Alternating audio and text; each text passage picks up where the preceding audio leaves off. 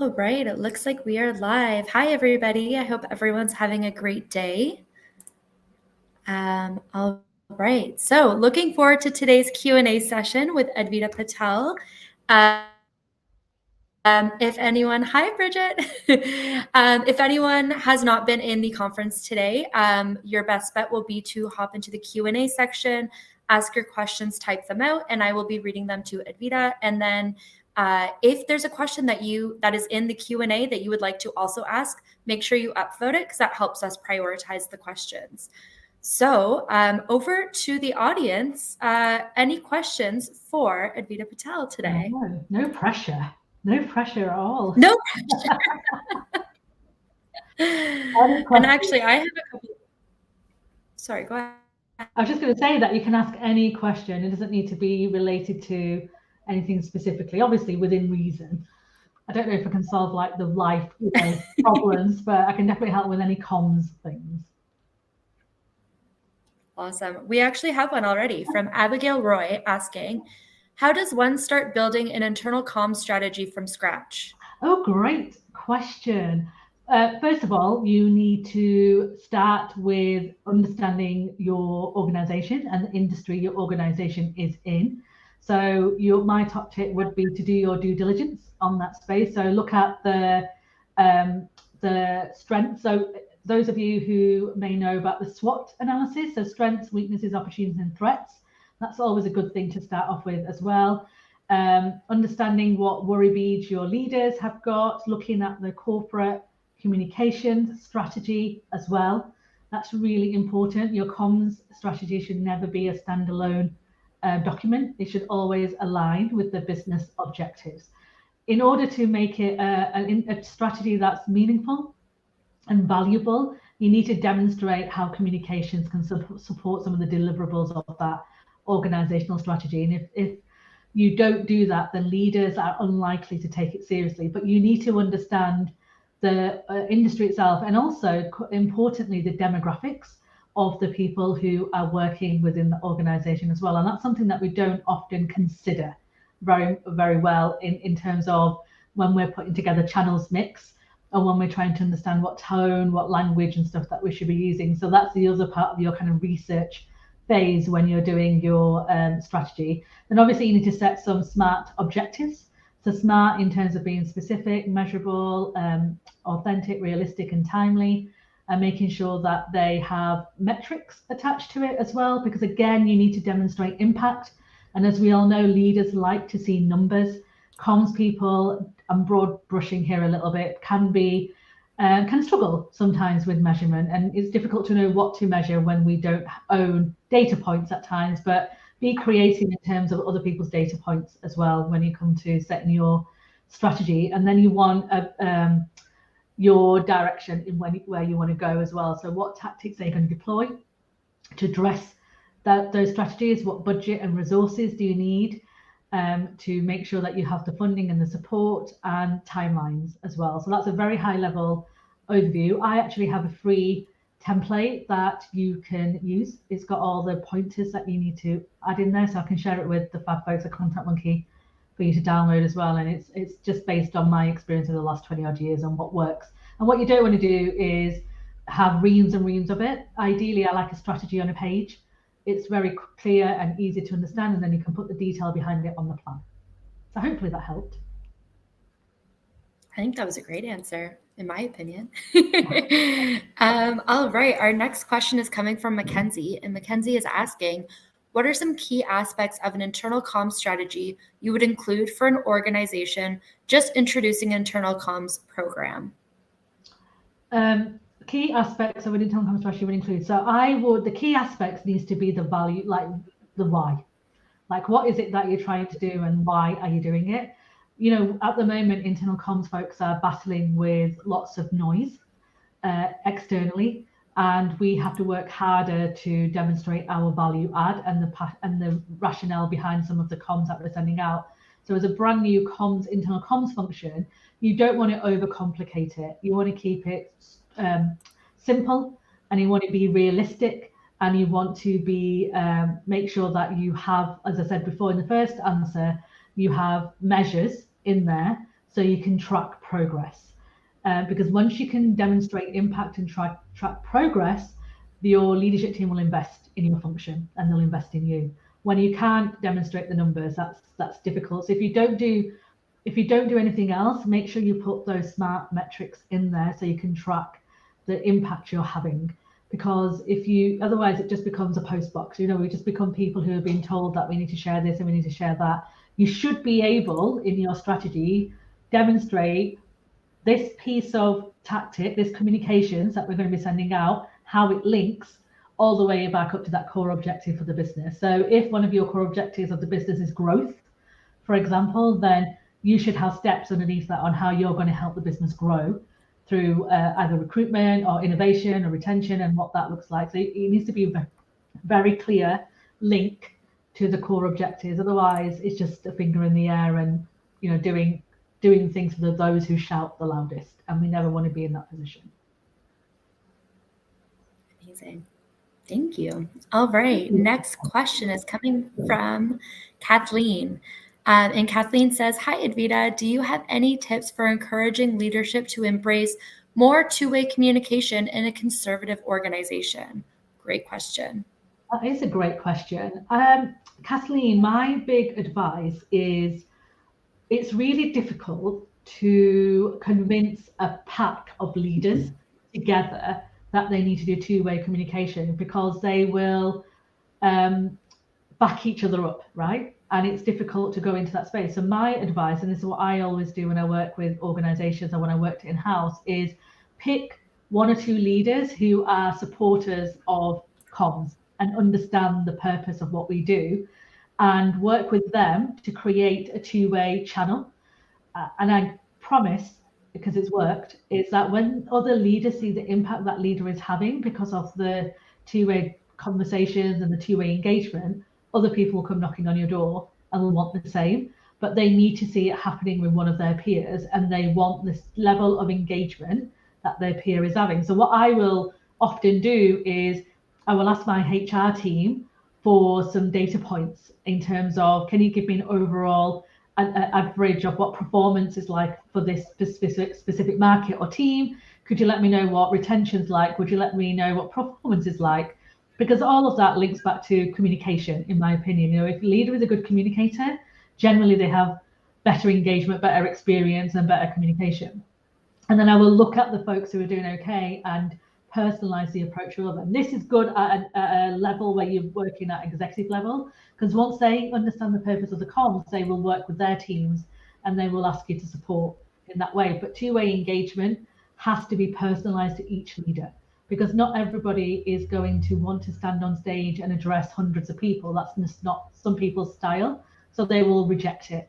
Other people would prefer one-to-one, so work with them to create a plan that is doable for them, that gives them enough stretch but still does that two-way engagement. I think sometimes we forget that leaders are colleagues and humans as well sometimes. And when I talk about inclusion and diversity, I also include leadership in that. And sometimes we forget about those leaders. So we have to personalize their experience to give them confidence in who they are and what they're saying. And the reason some people reject this two-way interaction is because they're probably fearful of how they may come across, or they don't have the answers, or they're worried about what questions might be asked. So it's quite hierarchical in one way. But break it down, work with the sponsors first, demonstrate impact, and others will come. I promise you that. Awesome. Love that. Thanks. So our next question is coming from the lovely Bridget Roche, and she is asking, what do you think is the best way to reach a deskless worker, like one on a manufacturing line or a healthcare worker? Every organization is different when it comes to deskless workers and remote workers. So my biggest tip to you, Bridget, is ask them. Ask them how do they want to be communicated with. There's so many different approaches. One of the events I spoke at not so long ago, the team were, to encourage two-way engagement, they actually had an email address that they're asking the remote and desolate workers to message, and nobody was using it.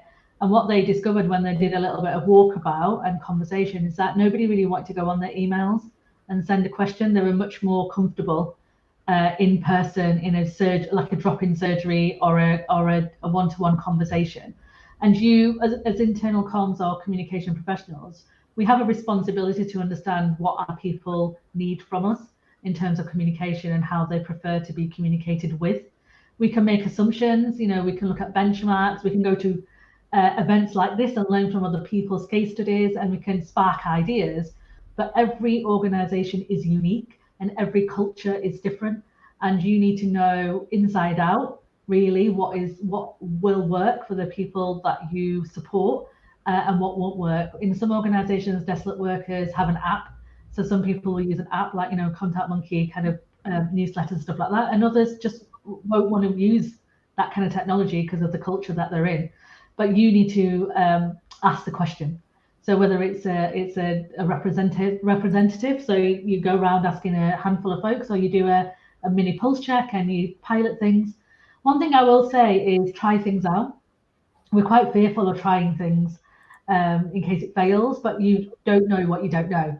So you can always say this is a pilot and we're going to test it out, and we'll give it 6 months. If it doesn't work, then we'll review it. We should be in that innovative mindset when it comes to trial and error with some of our channels, and things are moving at such pace that what may have worked a year ago probably won't work again. And technology moves quickly as well. So it's just being mindful of that. But I would say, Bridget, go and ask your team, ask them what they need from you. What is their preference? I mean, if you look at research, they'll probably tell you line manager, direct from their line manager, or in person. And if that's the case, then how can you free up your line manager's time to be able to have those meaningful conversations? And what do they need from you to do that? Great answer. Yeah, thank you. Okay. The next question we have, I know is asked quite often. It's a hot question. So from Oksana, where do you believe internal comms should belong to as a function? Comms, HR, direct reporting to CEO, or something else? Also, how do you see the C-suite role in the internal comms? Thank you. I don't think it matters where internal comms belongs, to be honest. I think it's all about the impact that we have. I have sat with HR, sat with corporate affairs, I've sat directly dotted line into the CEO. You want to be somewhere where you can have a support from that leader, whoever that leader might be. So because you need that director support to invest in the function and the budget. I think where we sit is irrelevant, and it will depend on the objective of the organization. So if the organization is going through a lot of change generally and a lot of people change, you will probably find that the comms function sits within HR to support that. If the organization is more focused on external presence and customer relationships, you'll find that the internal comms function is probably sat within corporate affairs or sat within dotted line to the CEO. I think it's what you do in that role is regardless of where you report and the impact that you have. And I think sometimes we can get a bit too concerned about where we sit. And if you're not able to have the influence that you need, then you need to understand why. Like, what is happening? Why do the organization not trust the comms function, and why do they think it's easily excluded from certain conversations? And trust will play a big part in that. When it comes to that CEOs and C-suite's responsibility of internal comms, you need to be able to demonstrate value to them. You need to be able to tell them, these campaigns and these conversations that we've had in the organization has had an impact on X, Y, and Z, and we've contributed this to it. What's really difficult is when you can't demonstrate that, leadership won't care. I used to walk into boardrooms and have I used to demonstrate the impact of certain messaging that we did, and the direct correlation to reducing sickness, and the direct correlation to reducing health and safety incidents, and also how we helped retain talent, especially talent who felt underrepresented or excluded. And you can only really do that with data. If you don't have this data available, then it's a bit like a finger in the air. And leaders don't care about intuition, to be honest. Intuition comes in after you prove your value. If you build that trust with them and they can see that the value that you bring in, then they'll listen to your intuition. But your opinion, I have to be frank, probably they don't care about unless you can back it up with some data points, which is why I'm so passionate about data. And it doesn't matter where you get it from, as long as you have it and you can prove some traction with it. I think it's really important to think about where that comes from. Amazing. Awesome. Okay, our next question is coming from Melissa. And Melissa is asking, how would you start a conversation around diversity and inclusion in a conservative organization? I would say, Melissa, that you need to understand first what people are saying. So what are the challenges that you're hearing? What are the conversations that you're having? Are certain characteristics or certain people, certain communities leaving the organization? Are you struggling to recruit talent from different communities and different diversities? Because all that will play a part in the conversation that you have with leaders. Leaders will want to know, if it isn't broke, why are we trying to fix it? And that is, in a conservative organization, by the way, that probably isn't as progressive in this space.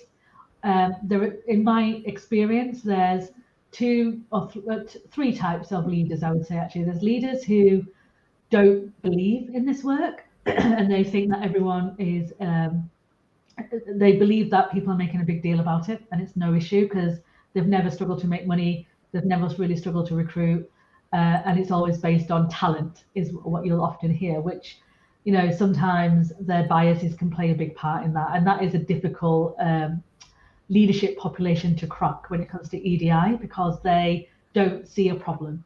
And in order for them to see a problem, and to be totally frank, it has to impact the bottom line. So if they're not making as much money, if they're not turning over the profit that they want, if they're not recruiting talent, if they're losing people to competitors, that's when they'll start listening, that population. Then you've got a type of leaders who are fearful. They want to see change, they want to embrace the kind of inclusive mindset, but they are scared. And they're scared of getting it wrong, they're scared of saying the wrong thing, they don't have the education and the knowledge in this space, so they'll reject it, or they'll say, if it isn't broke, why are we fixing it? It's fine. We're fair and equitable, or equal, sorry, not equitable, we treat everyone fairly in this place and people have the opportunities. They need a little bit of nourishment and nudging and confident support in terms of what's important to them and how you can help them in that space, in terms of, look, this is what we're hearing from our colleagues. We feel that we need to take a stance on this because otherwise we're going to damage our reputation if we don't. Talk about the consequences with those leaders. And then you've got the leaders who are keen to make change happen, but they fall into the tokenistic or performative bucket, which means that they are only doing it so they don't get told that they're not supported. So if you remember way back when, not that it feels like ages ago, but when the horrific George Floyd incidents and murders happened with not only George Floyd, but Breonna Taylor, when people started to listen to some of the discrimination facing Black people in the US and across the globe, a lot of leaders put out these really powerful statements about what they're going to do to improve lives of Black colleagues and friends. And then some research 18 months later was conducted, and I think something like 15% of organizations actually followed through.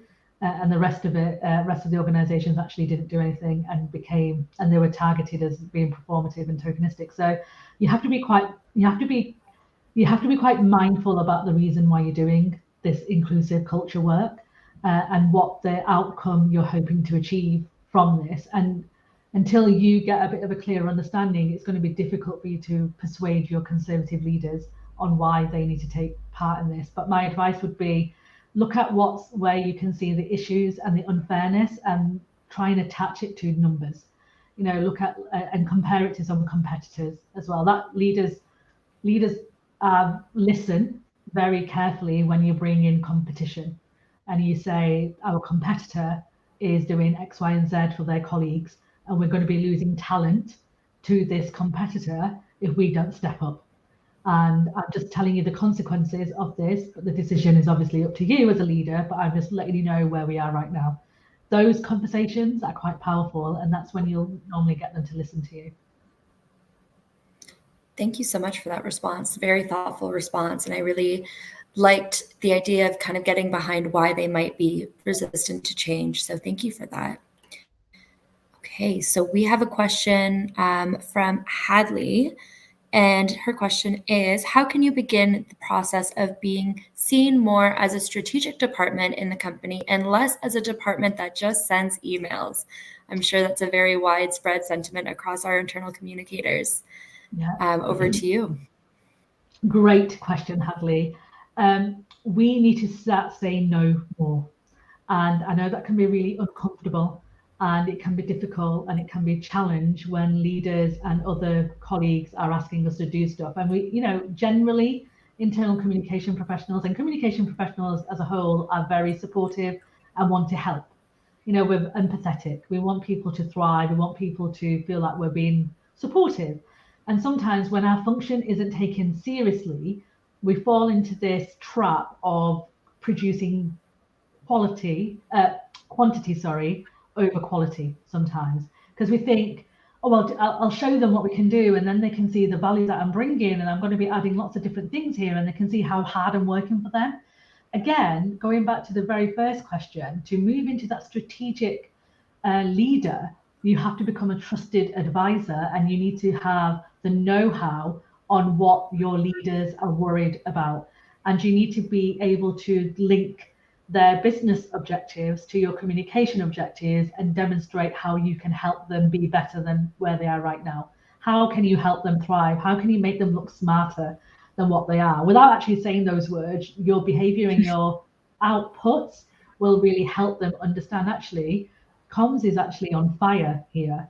They've got their finger on the pulse. They know what they're doing. They can see where they can think ahead, before the issue becomes a problem. They get to the root cause of what's going on, and they've given us a very sensible approach on how we may manage that.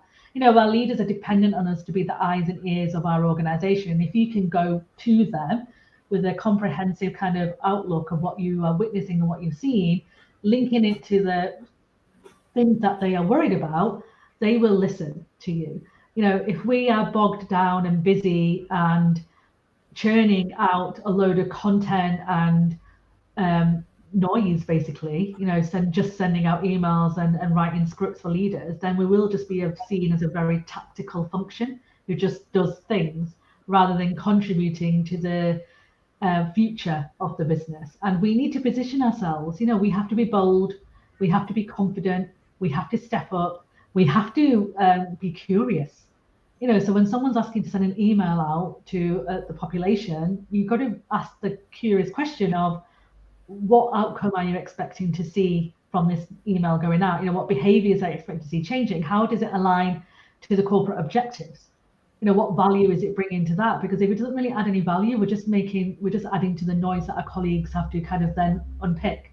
So you want to be quite meaningful with your content, and to do that, you have to take a stand and say, I'm not going to send that out because it doesn't align with what you agreed, when we signed the comm strategy off. So that's something that we can't work on. And if they're insistent, then you need to go into, okay, well, if you're asking me to do X, Y, and Z, then I can't do A, B, C.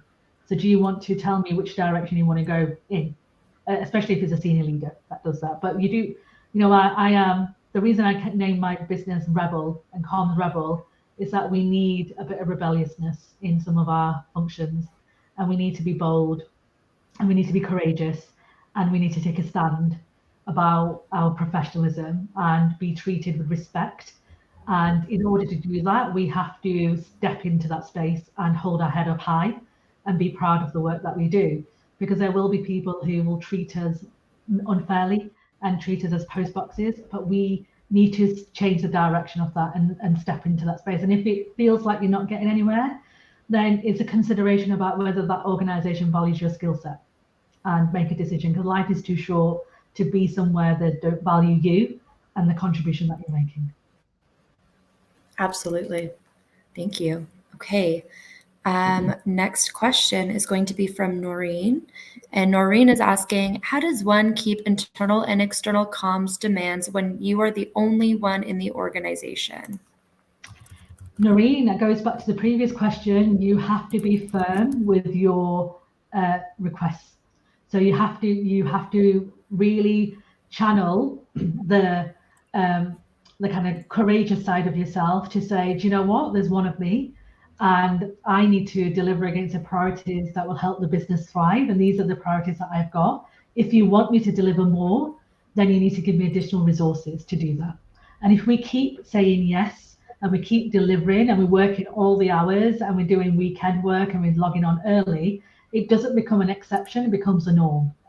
So we need to be very careful about our boundaries that we put in place. If they want to invest in more resources in the business, then they should be able to do that if they want you to do more.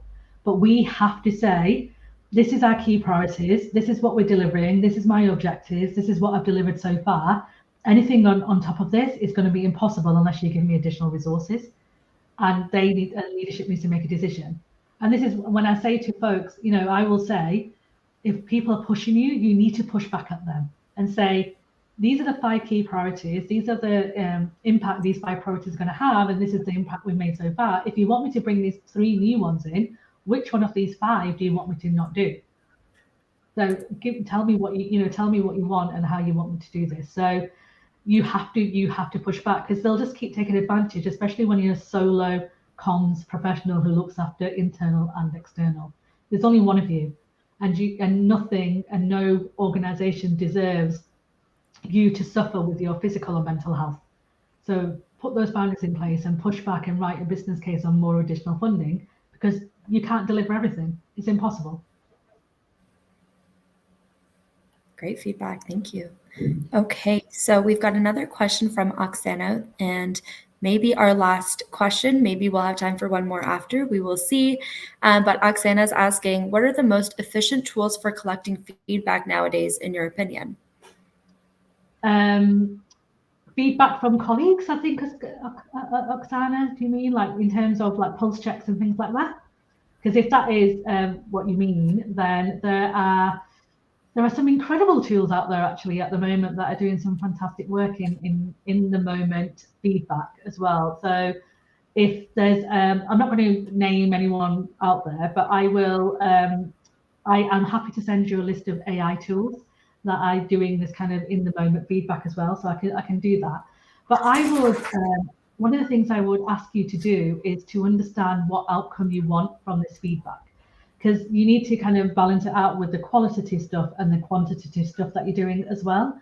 So and this costs money, right? So that's one thing that you need to be aware of. So just turn it around a little bit and think, right, what is it that we're trying to do? What feedback do we want? And what channels do we have in place to be able to gather that? Or do we need something new to bring in? Now, like I said, there are some AI tools that can do in the moment feedback that has a dashboard that's quite clever, that tells you how people are feeling in that moment.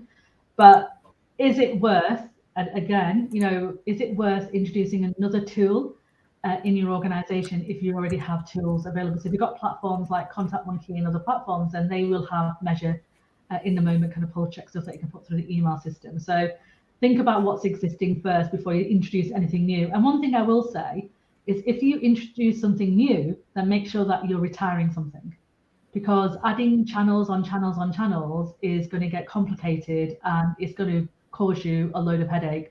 So if you are bringing something new in, whether it's a feedback mechanism or a new channel, make sure that you're taking something away, because otherwise you're just going to overwhelm yourself and it's going to cost a lot of money to kind of rectify it as well. But I will send Chantel and the team a list of AI tools that will gather feedback for you.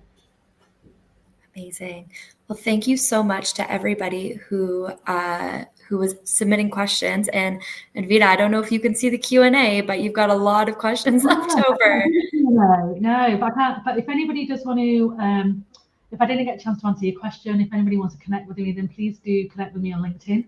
That's where I'm generally answering questions, and I post answers to things. So DM me with your question or link in with me. It'll be great to kind of meet some of you new people. And also, if you want to buy Priya and mine book, we published a book earlier this year called Building a Culture of Inclusivity. Then if you use the code CommsRebel, you'll get 20% off that book as well on Kogan page. But I'll send all this to the team at Contact Monkey so you can access it. But please do connect with me on LinkedIn. It'll be great to say hello as well, because it's really weird when you do these things, so you can't see anyone.